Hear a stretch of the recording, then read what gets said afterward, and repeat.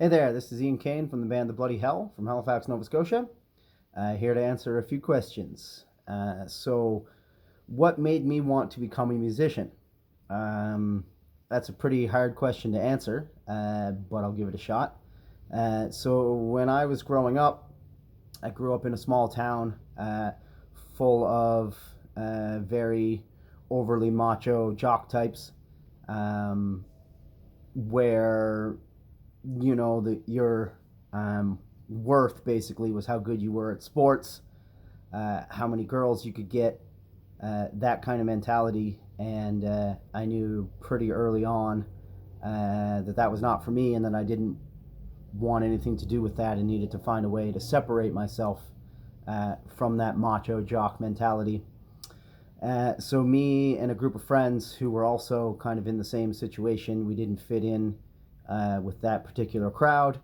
We started listening to bands like Nirvana and Marilyn Manson, Type O Negative, um, bands like that just seemed to be the opposite of what that culture was. We really identified with it. Decided to scrape together our money from our lawn mowing summer jobs, buy some crappy guitars, half a drum set, and get to work on learning our instruments, writing songs, and all of that. It was a good way for us to just be not part of the macho jock crowd, really. We all quickly fell in love with what we were doing, the songs we were writing, and yeah, just kept going from there. Still not a jock. So we're the Bloody Hell is sort of a punk rock type thing, I guess would be the main classification.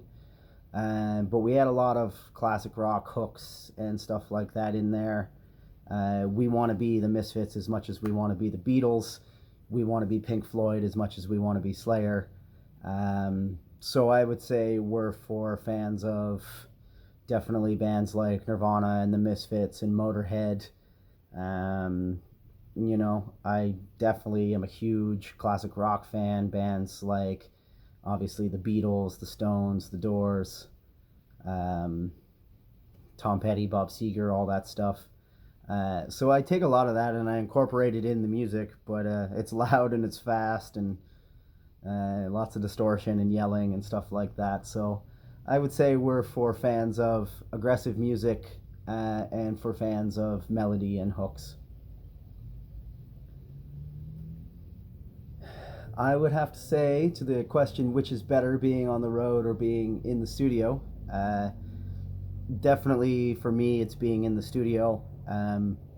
It's a chance to really hear back what you've been creating and what you've been doing, and you kind of piece it together, stand back, listen, piece it together a little more, stand back and listen. So you really get to um, develop your ideas and get them to a place where you're comfortable with. Not to say that playing shows and gigging and going on trips around isn't a lot of fun, but I would have to say I definitely enjoy the studio more. The road can be a really hard and tiring place. There's only so many floors you can wake up on before you want to go home. So uh, I prefer to have a nice, relaxing time in the studio. Uh, Again, not to say that the road isn't fun, because it certainly is, but for me, I prefer the studio.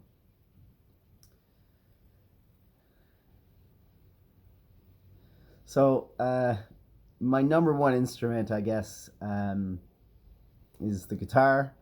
Although I am a very competent drummer, I play the bass, the you know crappy piano player. Uh, but the guitar is the one that I use the most. I'm not the most technically proficient guitar player ever, but I use it as a tool to create a structure, a skeleton for a song, um, to which I can start laying lyrics over. And then when I take it to the rest of the band, they really bring it to life with lead guitar parts and bass lines and drum beats and all that. Um, so my number one instrument would be guitar, or maybe vocals, I guess. Without the vocals, it would just be some power chords. So they each have their own place and their own importance, I guess, into the songwriting process.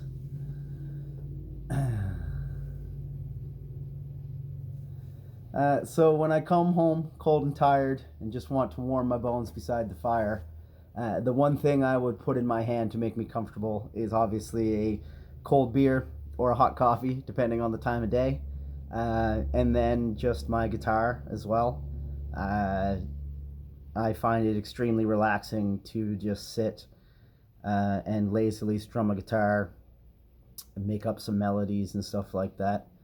Um, and I do happen to have a fireplace right here behind me. So uh, I often sit by the fire with my guitar and lazily strum in front of a beer or a coffee, again, depending on the time of day. Usually not hitting the beer too early in the morning. Let's see. The greatest riff of all time. Let's see.